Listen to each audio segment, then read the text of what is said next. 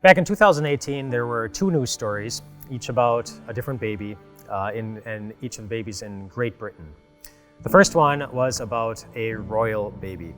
Prince William and Kate were about to have their third baby. It was going to be a baby boy, and Kate gave birth to a healthy baby boy, Louis Arthur Charles, but you don't have to call him Louis Arthur Charles. They said you can call him His Royal Highness Prince Louis of Cambridge, if you ever happen to meet him while you're out and about. So that was the first story. The second news story was about another baby, not a royal baby, not born to the royal family, a baby named Alfie Evans. And Alfie was a little bit older. Alfie was born in 2016. But shortly after Alfie was born, Alfie's mom noticed that something wasn't quite right. The eyes didn't seem to be tracking in the way that you would expect, and Alfie would sleep for long periods of time, like unusual for a newborn. And then Alfie started having seizures, and things kept going and progressing in a very bad way, very, very quickly until Alfie became comatose and had to be put on a breathing machine just to keep Alfie alive. And that's the doctors in Great Britain worked on Alfie for over a year, trying to do everything that they could to figure out what was going on with Alfie. But finally, the doctors came to the conclusion there is nothing more that we can do for Alfie, and they said to the parents, "We think it's time to take Alfie off the breathing machine and just let Alfie die." But the parents didn't want to do that. They wanted to continue to look for other options, and so they started going to other countries, and they ended up finding a doctor in Italy who was willing to work with them with some different types of treatment to try to keep Alfie alive. But by then, the medical community in Great Britain had taken the family to court, and to try to get them to force the family to take the breathing machine off of Alfie. And because the courts in Great Britain typically give more weight to the medical community than they do to the wishes of parents, eventually the court ordered that Alfie's breathing machine should be removed, and that's what happened. And Alfie ended up dying because of that, but not because the parents wanted that to happen. And just a very, very sad story. And as I heard both those two stories together, it made me wonder, maybe it makes you wonder too, if the courts of Great Britain would have made the same decision, if it wasn't Alfie Evans on the breathing machine, but it was His Royal Highness Prince Louis of Cambridge instead, would they still have told the parents, well, you have to remove this breathing machine because it's not worth it anymore for the child? It kind of leads to the question of what does a person's life need to look like, or what needs to be happening in that life, or what is the determining factor for determining that this person's life is valuable enough that it is worth everybody's greatest love and greatest time and greatest attention? Because people obviously know how to make that decision. They make those decisions in a number of different ways. And I want you to think about how you would answer that question by thinking about, firstly, your own life. And think about the last time that you maybe felt like Alfie's parents did, kind of helpless and broken and at a loss for what they should be doing, confused, betrayed, any number of things. Think about the last time you went through any type of suffering. Think about any suffering that you see in the world today. The extreme poverty, extreme sickness, extreme pain, sometimes happening in very massive scales in certain places. And I want you to think about what you would say, not to the medical community, but to God, to try to convince God that either you or whoever you identify as somebody in the world who is going through the most pain, who is going through the most suffering, that they are worthy of His greatest time and His greatest attention. I have some good news for you. You don't actually have to spend any time trying to convince God that you or anybody else is worthy of all the greatest gifts that He can give. Because I want you to realize how God already looks at you. This is from the book of 1 Peter, where it says, "But you are a chosen people, a royal priesthood," your royalty, "a holy nation, God's special possession, that you may declare the praises of Him who called you out of darkness into His wonderful light. Once you were not a people, but now you are the people of God. Once you had not received mercy, but now you have received mercy." This week, as we consider the topic of suffering, we will look at the particular ways that God is merciful to us and the particular comforts that we find when we look at Jesus, the one through whom God is especially merciful to us all. If you have ever asked the question why, like, why me? Why this? Why now? Why? I bet I know something about your life, something that was going on in your life at the time.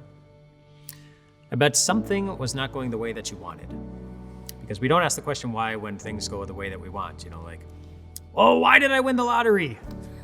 Or why did we win that game? Or why are my children so well behaved? Why is my marriage going so well? We don't question those moments. When things are going well, it's only when something is not going well. Why did I lose my job? Why is there so much pain? Why is there so much hurt? Why did the accident happen? Why did someone I love have to die long before I was ready to say goodbye to them? Why? Jesus' disciples asked Jesus that question one day. In the Gospel of John, they came across a man who was blind from birth, and they wanted to know, well, why did this happen? And in particular, they wanted to know, did somebody mess up? Did somebody sin? Was God punishing this person or punishing this person's parents? So this is how it goes. As Jesus went along, he saw a man blind from birth. His disciples asked him, Rabbi, who sinned, this man or his parents, that he was born blind? Neither this man nor his parents sinned, said Jesus. But this happened so that the work of God might be displayed in his life. Having said this, he spit on the ground, made some mud with the saliva, and put it on the man's eyes. Go, he told him, wash in the pool of Siloam. So the man went and washed and came home seeing. His neighbors and those who had formerly seen him begging asked, Isn't this the same man who used to sit and beg? Some claimed that he was, others said, No, he only looks like him, but he himself insisted, I am that man. How then were your eyes opened? They demanded. He replied, The man they called Jesus made some mud and put it on my eyes. He told me to go to Siloam and wash, so I went and washed, and then I could see. Well, where is this man? They asked him. So they want to know why this happened. Why the pain? Why the suffering? And in particular, was God punishing them? Was God angry at them? And Jesus said no. He said, no, this happened, interesting answer, so that the work of God could be displayed in his life. And just think about how that happened. If God never allows this man to be born blind, and that's something we can say about all suffering in the world, is that God allows it to happen. He's not the cause of the suffering, but obviously he allows it to happen. There's suffering he doesn't stop. But if God never allows this man to be born blind, then the disciples never ask about him. If the disciples never ask about him, then Jesus never heals him. And if Jesus never heals him, then so many people never ask the question, where is this man who heals? Then so many people never end up finding the God who heals. Jesus allowed the circumstances in this man's life to be as they were so that the world would have an opportunity to see how great he is. He used this suffering to help people find God.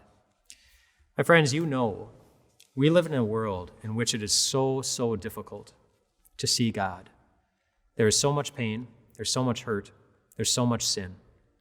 There's such a lack of good things that it's difficult just with our eyes and as we go through life to find God. And so God uses the things that are already present to help us find him. The only way, there is one particular way that God promises to use all of our suffering and all of our hurt. In John chapter 14, Jesus invited us to pray for whatever we want. Whatever we want. And then he told us exactly how he is going to answer all those prayers when he said, I will do whatever you ask in my name so that the Son may bring glory to the Father. In other words, whatever is going on in your life, whatever it is you're praying for, whether it turns out just the way you're hoping or it turns out the exact opposite, whether it's really easy, which probably isn't the case if you're praying about it, or if it really hurts, whether it's little suffering or a lot of suffering, there is one way that it is guaranteed to turn out. In some way, it's going to shine the spotlight on God. God is going to use your suffering to shine the spotlight on him. There is no possible outcome. And that highlights a very important truth about all of our lives. Your life is not about you. It's about God. In fact, would you just repeat after me? My life is not about me. My life is about God. My life is about God. My life is not about me. My life is all about God. Or another way to say it, your life is a work of God. Your life is a work of God. In some way, however you are hurting and whatever you see in the world, place that hurt into the hands of God. And you will see, maybe today, maybe tomorrow, maybe next week, maybe next month, maybe not until you get to heaven, that God used your suffering in the same way that He promises to use every other aspect of your life to help somebody else see God. Because your life is a work of God.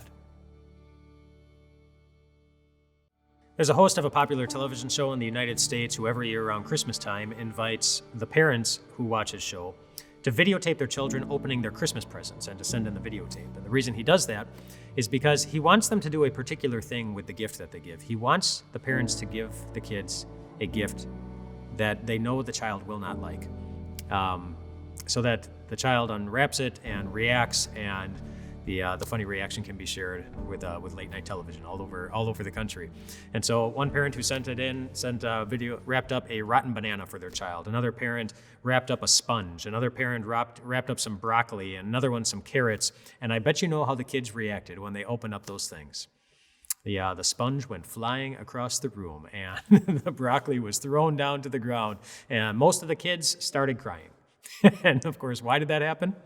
Because they didn't get what they were expecting. They were expecting something else, and how those kids react reminds us of an important lesson of our feelings, about our feelings that we have as we go through life, just how closely our feelings of joy and sadness, of happiness and sorrow are connected with our expectations. When things go the way that we are expecting, we typically feel happy. And when things don't go the way we're expecting, we typically don't. And if you would like to have just a general idea of what your personal expectations are in life, just ask yourself, in life right now, what has the greatest potential in life right now to make you feel sad or discouraged or angry or broken? Whatever it is, you probably have an expectation. But there's an important question that you need to ask yourself about your expectations, and that question is this: do you have that expectation because God gave you the right to expect it? Or did you invent that expectation all on your own? For example, can you find a passage in the Bible where God says, every day you will always have enough time to get your to-do list done. And you will also have enough time to sit down for some hot cocoa or some hot tea. And you'll also have enough time to sit down and watch your favorite Hallmark movies. No, of course not. You won't find any Bible passages that say that. Can you find any Bible passages where God promises that your family will always treat you nice? And the people out on the freeway driving, they will always be polite. And the people that you work with, they will always take the time to think about how their actions and their words and their decisions will affect your peace of mind. No. No. God doesn't give us the right to expect any of those things. He does give us the right to expect certain things, however. One of our Time of Grace writers, in one of her blogs, she recently shared her least favorite promise that Jesus gives us in the Bible. Her least favorite promise that Jesus gives in the Bible. And you think about the promises that Jesus gives. I don't know that we often talk about our least favorite ones, but she wanted to share the least favorite promise that Jesus gives in the Bible, and it is this. It's the promise that in this world, you will have much trouble. That's what Jesus promised his disciples. In this world, you will have much trouble. That's what we have the right to expect, trouble. And as we look in the world, we see that it's full of trouble. It's full of pain, it's full of sorrow, it's full of sickness, it's full of sadness, it's full of heartbreak and heartache. It's full of things that constantly leave us asking why, or how is this going to end well? But it's full of trouble. And why is it full of trouble? The Bible is very clear in Romans chapter 8. It says that it's not just people who suffer. The whole world has been suffering. It talks about the whole world, all of creation has been groaning as if it's been in the pains of childbirth. And it will continue to do this. In other words, all of the world is suffering. Or to say it another way, earth is not heaven. Earth is not heaven. And it never will be. so we should not expect it to be. This world will be full of trouble for the simple fact that earth is not heaven. You know that. I know that. And Jesus knows that. Which is why he went on after that promise with his disciples. In John chapter 16, the full verse where Jesus made that promise that you will have trouble goes like this. He says, I have told you these things so that in me you may have peace. In this world you will have trouble, but take heart. I have overcome the world. In other words, what you see with your eyes on earth is not the end of the story. Earth is not heaven. Earth is earth. It's full of trouble. But heaven is heaven. Heaven is heaven. And Jesus overcame everything in this dark world to give it to us for free. It's coming. But it means living by faith until we get there. Recognizing that sometimes our eyes are going to see some very painful things. Recognizing that sometimes our hearts are going to feel very, very broken. And our faith will always need to see the Jesus who was willing to die for us and who was powerful enough to overcome everything in this world that tried to bring him down, to prepare a place for us that truly is heaven. It's coming, and we live by faith until we get there. As we continue talking about the topic of suffering this week, I'd like to read for you an interesting Bible passage. It's from Psalm 119. It goes like this. It was good for me to be afflicted. It was good for me to be afflicted. It was good for me to suffer. Doesn't sound right, right? Today and tomorrow, I want to talk a little bit about the context of Zephaniah, which gives us some insight into why that passage is in the Bible and why God believes it's good. So Zephaniah was given the job of going to God's people and telling them that they were about to lose everything. They were going to suffer in a lot of ways. They were going to lose their homes. They were going to lose their families. They were going to be separated from people they love, and in many cases never get those things back ever again. And the reason why is because the Babylonians were going to come in and they were going to take them away from their homes. They were going to overtake the place where they lived, and it was going to be a lot of pain. And what was the real reason that was going to happen? It was going to happen for the same reason that a dad recently forced his 10-year-old daughter to walk 5 miles to school on a 36-degree winter morning. So his daughter had been riding the bus to school every day, and which was a normal thing. But she got kicked off the bus for bullying another kid, and this was the second time it happened. So now she lost her bus privileges. She was not able to ride the bus any longer. And so when she came home and told Dad, she wasn't surprised that Dad was disappointed, but she was surprised by Dad's response. Dad looked at her, and when she said, "Dad, you're going to need to drive me to school now," he looked at her and said, "Honey, riding the bus is a privilege, and it's one that you lost. And just to impress upon you the seriousness of this privilege, I'm not going to drive you to school. I'm going to make you walk the 5 miles to school, just to teach you a lesson that this is something you need to take seriously, and you didn't take it seriously enough this time." And so that's what happened. He made her walk 5 miles to school. He followed in a car, driving as slowly as she was walking, and videotaped the whole thing. Make sure that she was safe the entire time. But he wanted to teach her a lesson. And that's really the real reason that God's people were going to be going over to Babylon. Not because the Babylonians were such big bullies to them, but because it became obvious to God that God's people had stopped looking at their relationship with him as a privilege. The book of Zephaniah has 3 chapters, and in the first 2 chapters, God does a really good job describing what was going on in the lives of his people at that time. They had stopped worshiping him. They were grabbing spending their money on as much stuff in this world as they could find, and not spending any time or money worshiping him or praising him. They were quick to complain when things didn't go their way. They were arrogant. They were gluttonous. They were just. It was obvious that God did not mean more to that God didn't mean so much to them, and so God took all of those things away.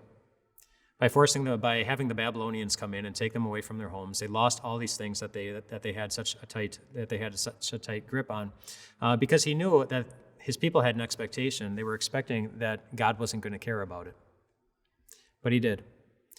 So much so that he had the Babylonians come in and take it all away, so that they would lose everything that they had such a tight grip on, and learn just how quickly we can lose everything in this world that we want to hold on to so tightly, and also so that they could realize that if the thought of having or holding something in this world is what has the biggest control on our heart and our emotions, then that means that God is not the one who has the biggest control on our heart and on our emotions. And if God is the one who does not have the biggest control on his heart or on our emotions, if his word is not the one thing, the primary thing that is leading us through life, leading us through our decisions, and even through our feelings, then we're not really following him. We're following something else. We're following something different.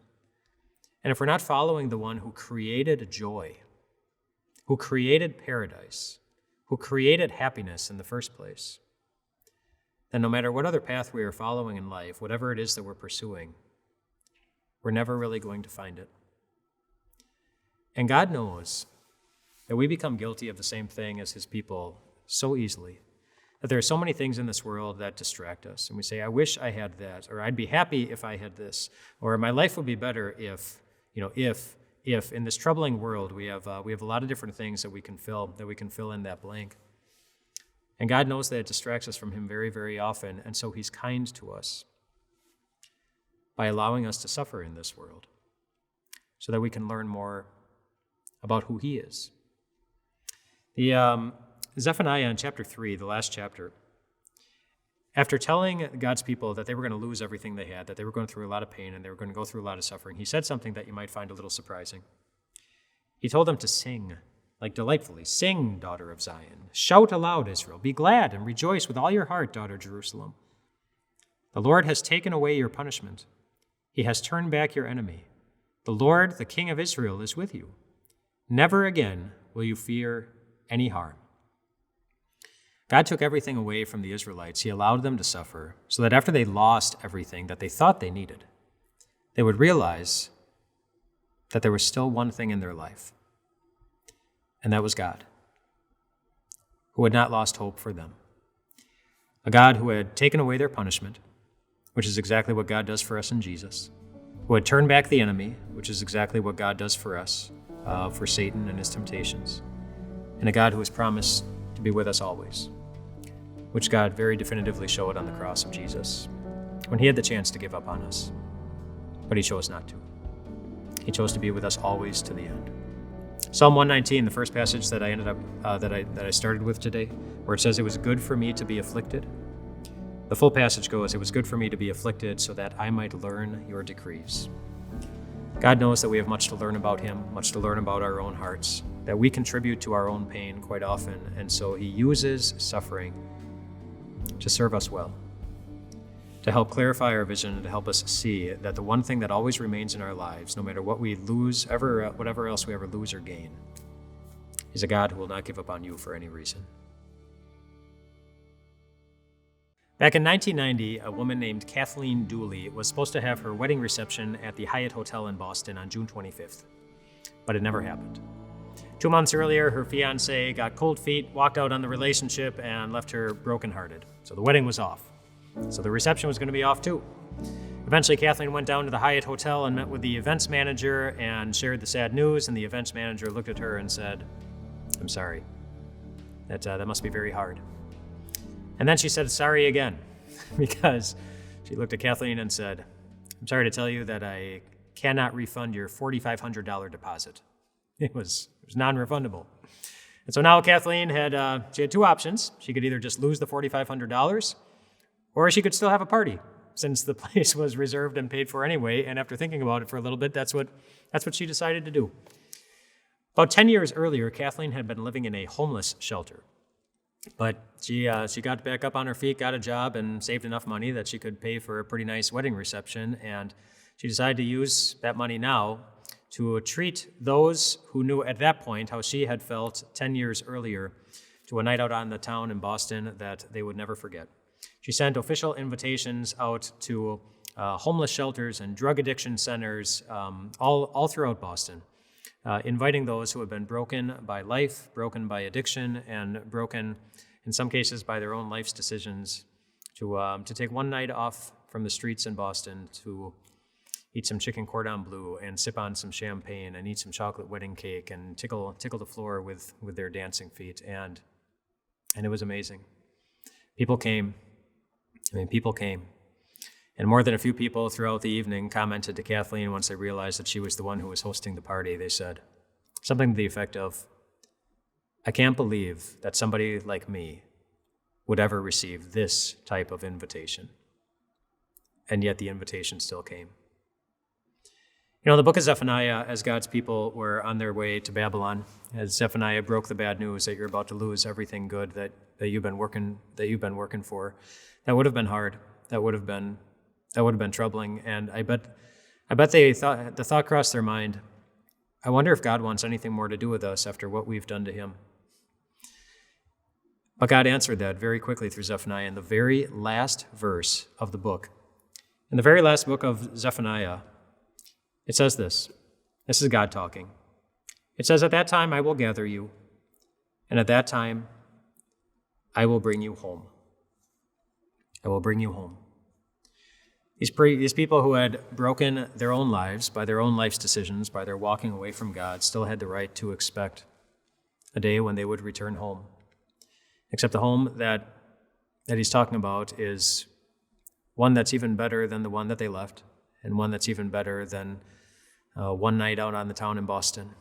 It's one that includes a menu that is far richer than chicken cordon bleu and champagne. It's a home that it's a menu that includes the wiping away of every tear and the absence of all of your suffering and all of your pain.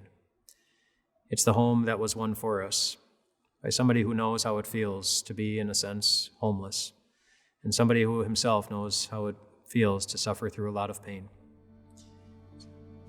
Jesus knows. Whatever you're suffering, whatever you're going through, whatever the cause of your pain, whatever the depths of it, there's one thing we know about it. We know how God responded. And God looked down on this earth, he looked down at your life, he saw the suffering, he saw the pain, and his response to it was to come down to this broken world and to suffer, right alongside every tribe and language and nation and race. His response to it was to suffer with us and to give us a friend who would not only be with us from the beginning to the end, but who will guarantee that one day the suffering will end when he takes us home, to a place that God believes you belong. We'll get there. Home is coming.